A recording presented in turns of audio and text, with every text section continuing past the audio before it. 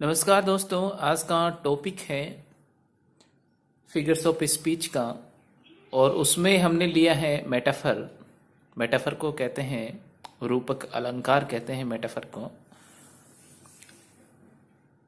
अब परिभाषा जान लेते हैं। There is comparison of one object with another without the words like or as. यानी दो के बीच में कंपैरिजन, और वो भी लाइक और एज के बिना। यानी वहाँ पर लाइक और एज है, इन शब्दों का यूज़ नहीं करेंगे। और उनके अलावा दो के बीच में जो कंपैरिजन होगा उसे हम मेटाफर कहते हैं, रूपक अलंकार कहते हैं। समझते हैं। पहला जो एग्जाम्पल है वो है माई लव इज़ ए रोज। मेरा प्यार एक गुलाब है। मेरा प्यार क्या है? गुलाब है। अब यहाँ पे लाइक और एज का प्रयोग नहीं किया गया है। और प्यार को क्या बताता है? ये गुलाब बताता है। यानी यहाँ पर ये कंपैरिजन हो रहा है लव का गुलाब के साथ, और वो भी लाइक और एज के बिना। तो यहाँ पे ये वाला जो एग्जाम्पल है वो किसका है? मेटाफर का है।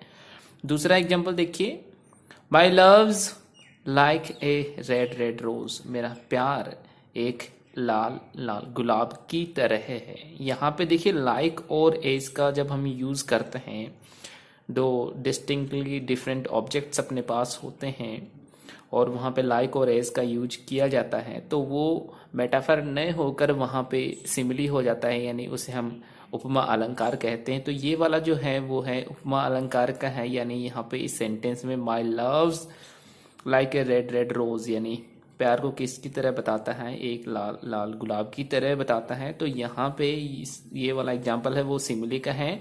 और डायरेक्ट कंपैरिजन किया जाता है लाइक और एज के बिना, तो वो वाला होता है, उसे हम मेटाफर कहते हैं। वहाँ पे रूपक अलंकार होता है। तो थोड़ी बहुत जानकारी और इसके बारे में प्राप्त करते हैं।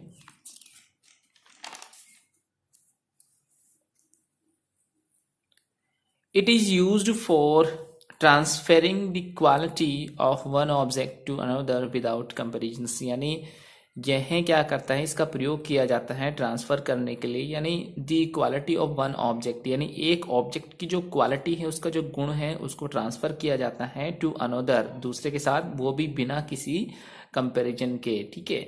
जिस तरह से एग्जाम्पल अपने पास से देखिए, Shivaji was the lion of the field. यानी शिवाजी को बताया गया है the lion of the field, उन्हें कहा गया है। तो यहाँ पे शिवाजी को यहाँ पे यानी उनकी जो क्वालिटी थी, उनका जो गुण था, ठीक है, वो किसके गुण के साथ बताया गया? यहाँ पे द लॉयन के साथ बताया गया है। यानी वो जब फील्ड में होते थे तो किसकी तरह होते थे? वो लॉयन की तरह होते थे। वो शिवाजी को यहाँ पे बताया गया है। तो यहाँ पे लाइक और एज का यूज नहीं किया गया है।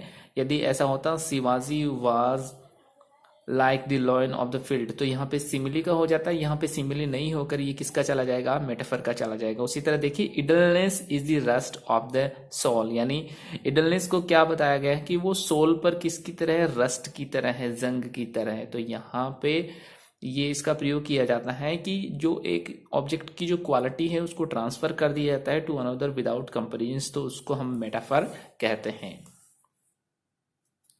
कुछ एक एग्जांपल्स और हैं, देखिए। Infancy is the dawn of life. यानी इन्फेंसी को क्या कहा गया है? डान ऑफ लाइफ कहा गया है। ठीक है। और उसी तरह से देखिए, the ship ploughs the sea. The ship ploughs the sea, यानी यहाँ पे शिप क्या काम करता है? वो प्लाउ करता है किसको? सी को, समुद्र को।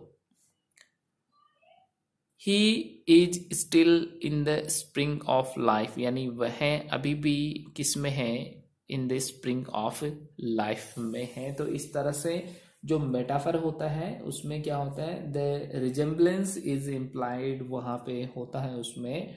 और आप मान सकते हैं और भी एग्जांपल्स हम ले सकते हैं, जैसे ministers are the pillars of the state हम कह सकते हैं। या फिर बहुत ही अच्छा एग्जांपल एक और हम आपको बताना चाहेंगे, वो है आई सी ए लिली ऑन दाई ब्रो। ये भी आता है कई बार।